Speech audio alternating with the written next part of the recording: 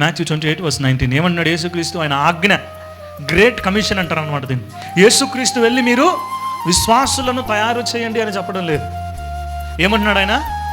మీరు వెళ్ళి సమస్త జనులను మీరేం చేయాలంట? శిష్యులనుగా తయారు చేయాలి. Who is the disciple? ఇక్కడ శిష్యుడు ఎవరు?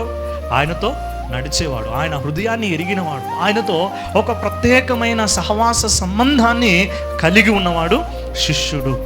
శిష్యుడు అనే మాటకి గనక మనం బైబిల్లో నూతన నిబంధన గ్రీకు భాషలో రాయబడి ఉంది కాబట్టి బైబిల్లో గ్రీకు భాషలో డిసైబుల్ అనే మాటకు మత్తెటేస్ అనే పదము వాడబడింది అనమాట.